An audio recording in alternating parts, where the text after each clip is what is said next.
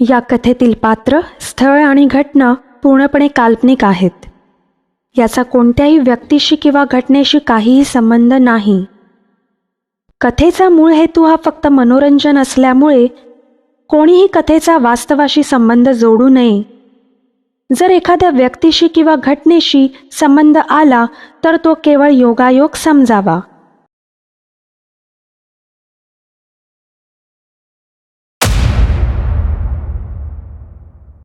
कथा पाणभूत. लेखिका वाचक स्वर सुजाता पंकज पाटील. भाग 9. मी म्हणाले, काका प्लीज तुम्हीच नीट सांगा, तुम्ही या दोघांना इथे घेऊन आलात का? काका म्हणाले, हो, आज मला काहीतरी काम असल्याने कामावरून लवकर निघालो होतो. मी ज्या बसमध्ये बसलो होतो त्यात माझ्या पुढच्या बाकावर हे दोघे बसले होते. हे बोलत असताना मी त्यांच्या तोंडून तुम्हा दोघींची नावे ऐकली आणि काका बसमधील प्रसंग सांगू लागले. हा समीर परवेजला बोलत होता. काय झालं तुला तोंड पाडायला? तू एवढ्या घाईत मला कॉलेजवर का बोलवलं होतास? परवेज म्हणाला, अरे खूप मोठी गडबड झाली, मला खूप टेन्शन आलंय. समीर म्हणाला, नीट सांगे. परवेज म्हणाला, यार सारिकाने मला आणि मानसीला ग्रंथालयात एकत्र पाहिलं. समीर म्हणाला, कोण सारिका? परवेज म्हणाला, कसा रे तू भुलक्कड, कविता स्पर्धेत दुसरी आलेली ती सारिका मानसीची बेस्ट फ्रेंड आहे. मानसीने तिला आमच्याबद्दल काहीच सांगितलं नव्हतं. त्या दोघींमध्ये गैरसमज होईल यार. मानसी नक्कीच दुःखी होणार, जे मला आवडणार नाही. सारिकाच्या मनात माझ्याबद्दल सुद्धा राग राहील. मानसी मला म्हणाली होती की मी योग्य वेळ बघून सारिकाला सगळं सांगेन, पण त्या अगोदरच तिला सगळं समजलं.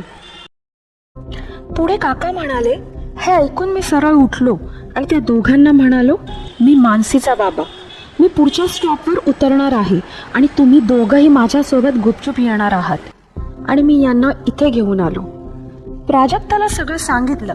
थोड्याच वेळात तुम्ही दोघी आलात. मानसी रागातच त्या दोघांकडे बघून म्हणाली, मूर्ख कुठले. समीर हसत तोंडावर हात ठेवत परवेजला म्हणाला, तुला बोलली. परवेज मात्र शांतच होता आणि समीर हसत होता. मानसी म्हणाली, चुप, दोघं मूर्ख आहात. मी स्वतःच आज आई बाबांना सांगणार होती, तुम्ही दोघांनी सगळी गडबड केली. प्राजक्ता काकू म्हणाल्या, त्यांना मूर्ख म्हणण्यापेक्षा स्वतः एकदा आरशात बघ, तुला समजतंय का काय करून ठेवलंस? हे बघ मानसी, मला हे बिलकुल पसंत नाही. मानसी म्हणाली, आई फक्त एकदा ऐकून घे. प्राजक्ता काकू म्हणाल्या, मला काहीच ऐकायचं नाही, मी हे कधीच होऊ देणार नाही. तुझं शिक्षण, तुझं करिअर सगळं बाकी आहे. या दोघांना जायला सांगा. परवेज फक्त आणि फक्त ऐकत होता. त्याला माहीत होतं की एका मुलीच्या आई वडिलांच्या भावना दुखावल्या होत्या. त्यांचा राग साहजिकच होता, म्हणून तो त्यांना कुठलाही विरोध न करता त्यांना मोकळं होऊ देत होता.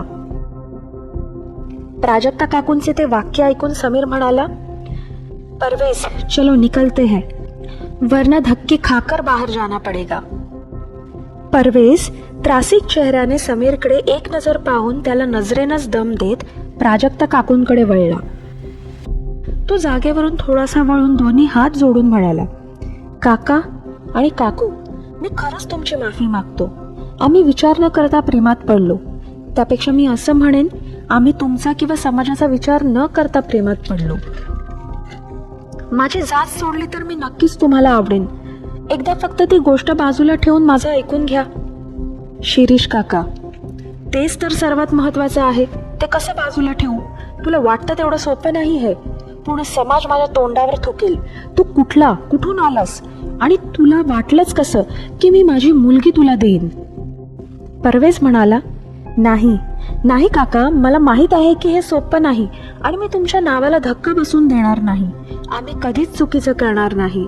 आम्ही तुमच्या परवानगीशिवाय कुठलंही पाऊल उचलणार नाही. आता तुम्ही ऐकण्याच्या मनस्थितीत नाही आहात म्हणून मी जातोय, पण पुढच्या वेळेस मी येईन तेव्हा तुम्हाला माझं नक्कीच सगळं ऐकून घ्यावं लागेल. शेवटचं वाक्य तो काकांच्या डोळ्यात करारी नजरेनं बघत बोलला आणि तिथून निघून गेला. घराबाहेर दोघं पडत घाईघाईत शूज घालून निघाले. समीर म्हणाला, परवेज आता काय करायचं? परवेज म्हणाला, ते मी बघतो, पण आत तुझं काय चाललं होतं? मूर्खा, सगळीकडे मजाक करणं जरुरी आहे का? समीर म्हणाला, यार वातावरण जास्तच गरम झालं होतं ना, म्हणून थोडा मजाक करत होतो. परवेज म्हणाला, तू बघतोयस की किती मोठ्या अडचणीत आहे मी, तरीही. समीर म्हणाला, सॉरी, खरंच सॉरी, पण आता काय करायचं?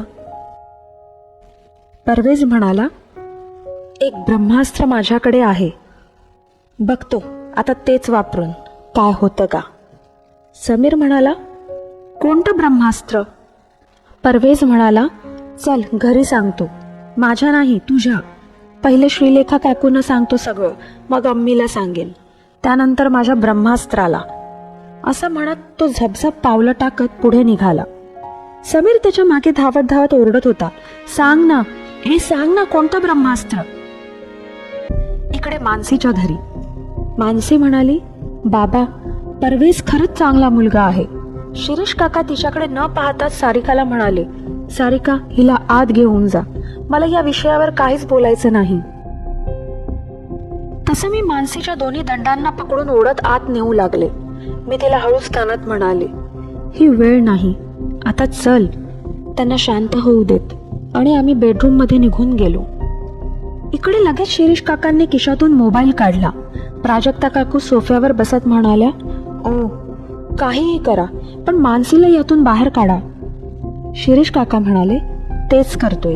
एक नंबर फिरवून ते पलीकडून फोन उचलण्याची वाट पाहू लागले.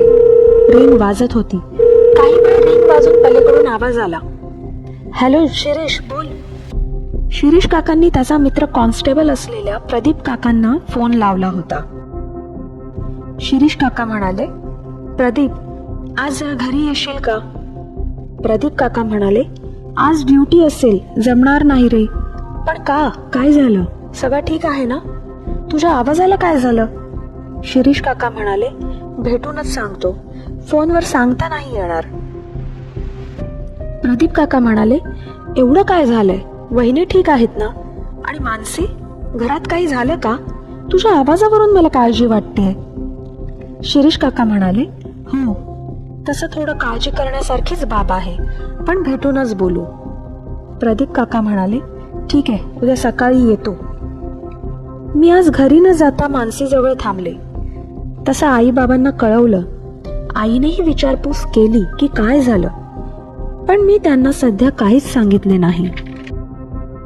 इकडे मानसीच्या बेडरूम मध्ये मानसी म्हणाली, सारिका, तुला आई बाबांना याप्रमाणे हे सगळं समजावं अशी माझी बिलकुल इच्छा नव्हती. मी म्हणाले, हे बघ, मी तर तुला अगोदरच बोलले आहे की माझा तुझ्यावर राग राहिलाच नाही.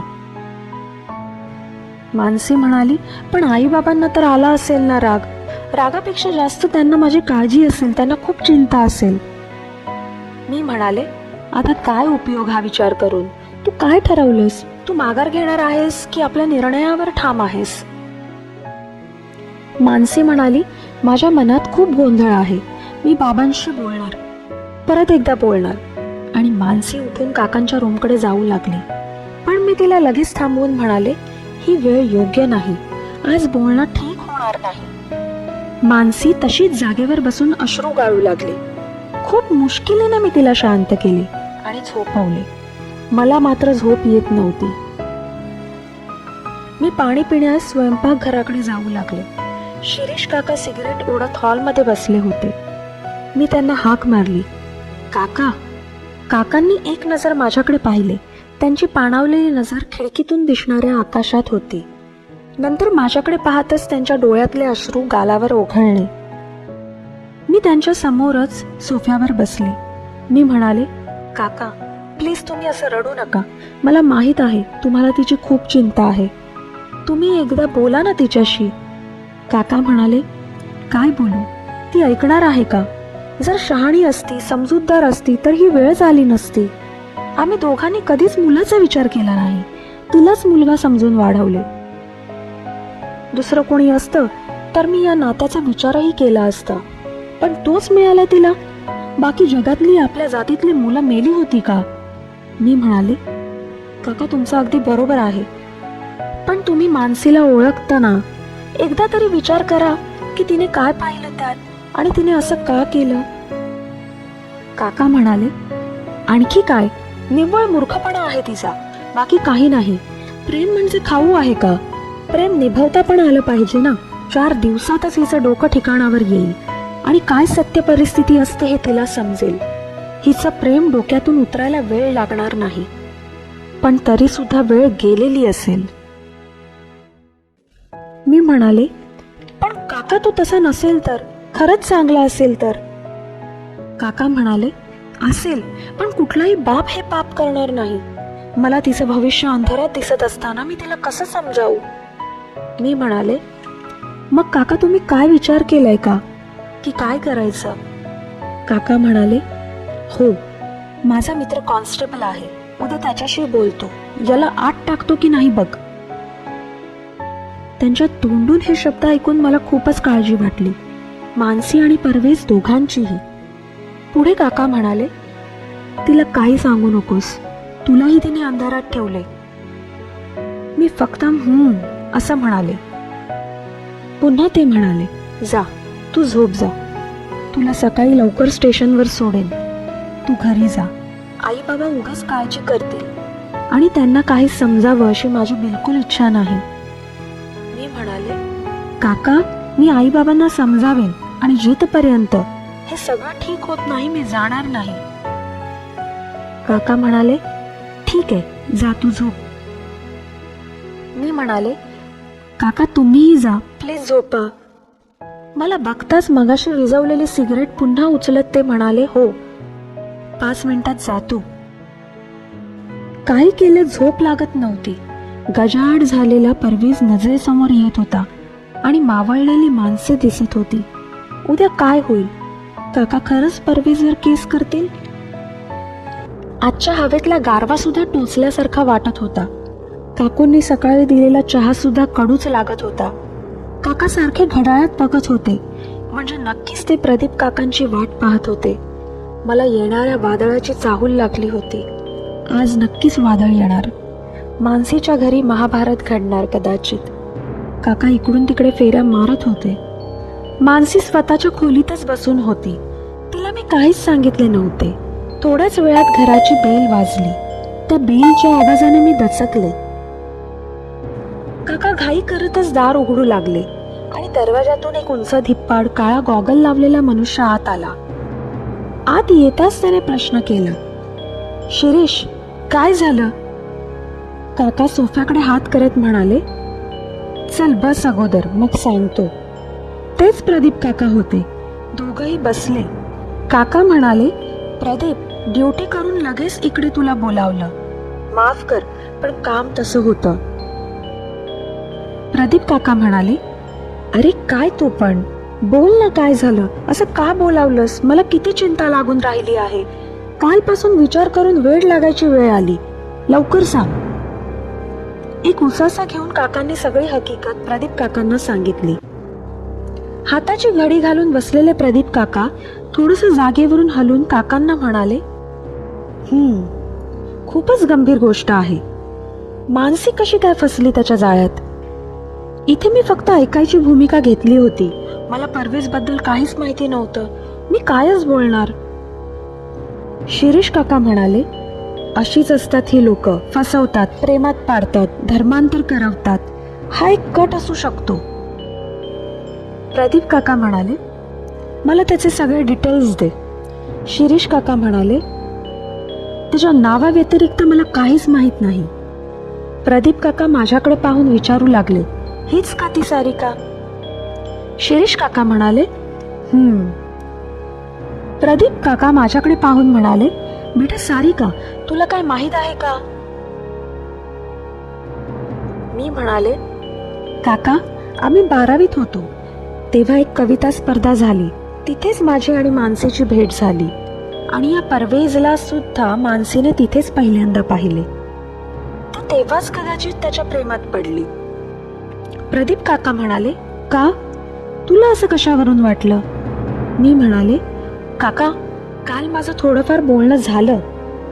मी तिला विचारलं की तू कधी प्रेमात पडलीस आणि तो का आवडतो तुला वगैरे वगैरे. काका, या नात्याचा पुढाकार मानसीने स्वतः घेतलाय, त्यामुळे आपण परवेजला पूर्ण जबाबदार धरूच शकत नाही. मला त्याच्याबद्दल जास्त माहित नाही, पण मानसीच बोलली की जेव्हा त्याला त्याच्या कवितेसाठी पहिलं बक्षीस मिळाल्यानंतर तो कविता वाचत होता तेव्हा ती त्याच्या प्रेमात पडली. प्रदीप काका म्हणाले, कोणती कविता? मग मी परवेजच्या भारतीय जवानांसाठी लिहिलेल्या कवितेबद्दल सांगितले. प्रदीप काका म्हणाले, काय, भारतीय जवानांबद्दल? इंटरेस्टिंग. अजून काय असेल तर सांग. मी म्हणाले, परवेज नाही म्हणत असताना सुद्धा हिनेच त्याला प्रेमात पुढे येण्यास दबाव टाकला. शिरीष काका वैतागून, बघितलंस, प्रदीप माझाच सिक्का खोटा आहे. प्रदीप काका म्हणाले, त्याच्याबद्दल माहिती कुठून मिळेल?